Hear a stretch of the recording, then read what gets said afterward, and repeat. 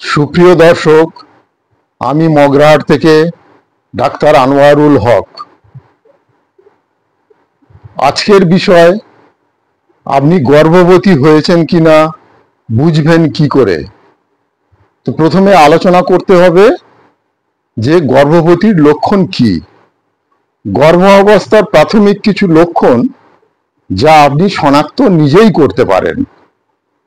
ইমপ্লান্টেশনের রক্তপাত বা দাগ, সামান্য ক্র্যাম্প, বমি বমি ভাব, বমির সাথে ক্লান্তি ভাব এবং মাসিক মিস হওয়া, অর্থাৎ যে তারিখে আপনার মাসিক হওয়ার কথা ছিল সেই তারিখ পেরিয়ে গিয়েছে, হয়তো বা 15 দিন পেরিয়েছে।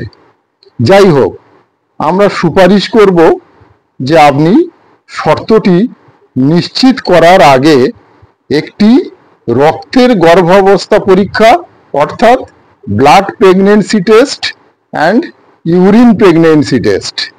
একটি মিস পিরিয়ডের সাধারণ মহিলাদের মধ্যে গর্ভ অবস্থার প্রথম লক্ষণগুলির মধ্যে হচ্ছে একটি, যে ঠিক সময়ে মাসিকটি হলো না, নির্দিষ্ট দিনে মাসিকটি হলো না, এটিকে বলা হয় মিস পিরিয়ড। যাই হোক, অন্যান্য লক্ষণগুলি ব্যক্তি থেকে ব্যক্তিতে ডিগ্রি এবং ডিগ্রিতে তীব্রতায় পরিবর্তিত হতে পারে। যেমন এক একজন ব্যক্তির ক্ষেত্রে, এক একজন মহিলার ক্ষেত্রে এক এক রকম হতে পারে। এমন কিছু ক্ষেত্র রয়েছে যখন মহিলা চক্র বা মাসিক চক্র মিস হওয়ার কয়েক সপ্তাহ পরেও গর্ভ অবস্থার কোনো বাহ্যিক লক্ষণ দেখা যায় না। অন্যান্যরা শুরু থেকেই আবার লক্ষণ অনুভব করতে পারেন। উপস্থিতির ক্রম অনুসারে গর্ভ অবস্থার শীর্ষ 12টি প্রথম দিকের লক্ষণ হলো, অর্থাৎ আমরা 12টি লক্ষণ পেতে পারি যাতে করে আমরা বুঝে নিতে পারি যে গর্ভ অবস্থা এসছে কিনা।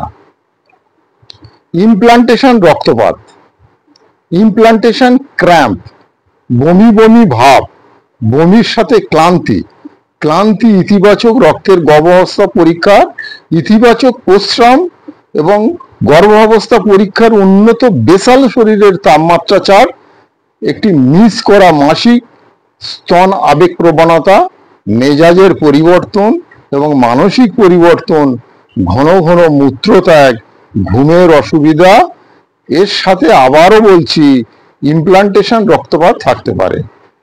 ইমপ্লান্টেশন রক্তপাত একটি ঘটনা যা ডিম্বস্ফোটনের প্রায় 9 দিন পরে এবং আপনার পরবর্তী মাসিক চক্রের 4-5 দিন আগে ঘটে থাকে।